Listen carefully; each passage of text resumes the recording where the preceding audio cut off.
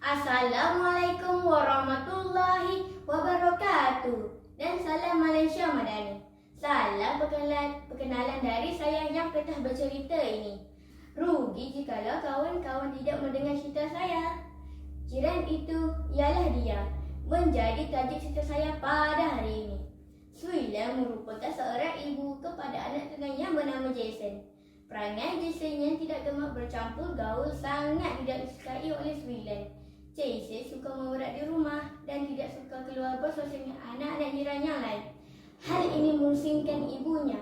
Manakan tidak, Jason sanggup memerak di rumah sehari suntuk daripada keluar dan bertegur sapa dengan jiran di kawasan persekitaran itu. Jason, mengapa kamu masih terperak di rumah sahaja? Ibu risau dalam keadaan kamu ini, tanya Suilan. Pertanyaan ibunya tidak dijawab oleh Jason. Dia hanya berdiam diri tanpa sebarang kata. Dia seolah-olah tidak peduli apa yang diperkatakan oleh ibunya. Melihat keadaan Jason, Suilan berlalu pergi. Dia tahu bahawa Jason tetap ingin bercampur dengan anak-anak jirannya yang berbangsa Melayu walaupun pelbagai nasihat telah diberikan kepadanya. Nasihat yang diberikan itu bagaikan mencurah air ke daun keladi. Masuk tengah kanan, keluar tengah kiri. Keesokan harinya, Suilan cuba memujuk Jason supaya bersosial dengan jiran mereka. Beliau menyuruh Jason agar tidak bersikap seperti katak di bawah tempurung. Hal ini akan menyukarkan masyarakat kita untuk mengenali antara satu sama lain. Namun begitu, Jason memberikan bermacam-macam alasan untuk tidak bergaul dengan jirannya. Dia mengatakan bahawa jiran-jirannya suka menjaga tepi kain orang lain. Suila menggeleng-geleng kepalanya apabila mendengar jawapan yang diberikan oleh Jason tersebut. Pada suatu petang, seorang anak jiran Suilan, Rahman, menghantar bubur pisang ke rumah Suilan. Pada waktu itu, Jason kebetulan berada di luar rumah. Lalu Rahman menyapa Jason dan tanya akan kabarnya. Jason hanya menganggukkan kepalanya dan tanpa menjawab persoalan tersebut. Tanpa putus asa, Rahman tetap mengajukan beberapa soalan kepada Jason. Jason hanya menjawab secara endah tak endah sambil menunjukkan perasaan dingin.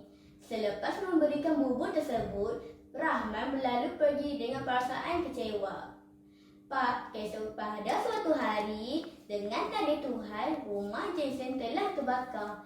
Kebakaran tersebut berpunca dari lita pintas yang berada di atas rumah Jason.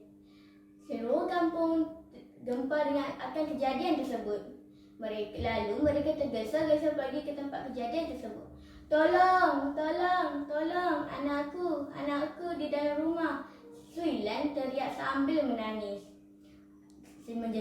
Apabila mendengar jeritan tersebut, Rahman segera meluru ke rumah Jason untuk menyelamatkannya. Dia tidak peduli akan api yang berjulang tinggi di dalam rumah tersebut. Akhirnya, Jason dapat diselamatkan walaupun terdapat sedikit kecederaan di bahagian kakinya. Dia segera dikejarkan ke hospital. Di hospital, Jason terbaring lesu. Dia merenung wajah ibunya yang berada di sisi katil tersebut. Jason, syukurlah kamu selamat, bisik ibunya dengan suara yang perlahan. Sejurus kemudian, pintu kamar pesakit dibuka dengan perlahan. Kelihatan Pak Ahmad, Mak Jah dan Rahman melangkah perlahan menuju ke katil Jason.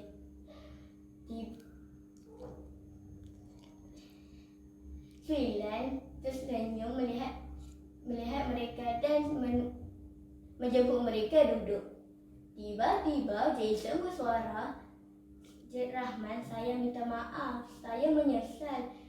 Sekarang barulah saya mengerti erti persahabatan dan jiran. Rahman menyambut dengan gembira. Lalu Jason menghulurkan tangan kepada Rahman. Rahman menyambutnya dengan gembira. Suilan memandang wajah Pak Ahmad dengan makjah.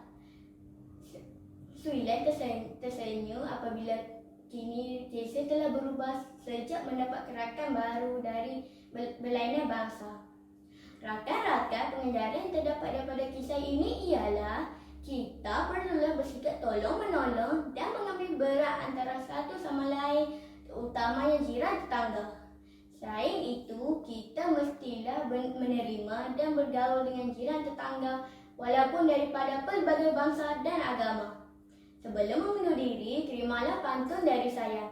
Kalau berakik, saudara berlima, jangan dilupa bawalah pukat. Ada sedikit kongsi bersama, semoga kehidupan mendapat berkat. Sekian cerita saya pada hari ini. Terima kasih.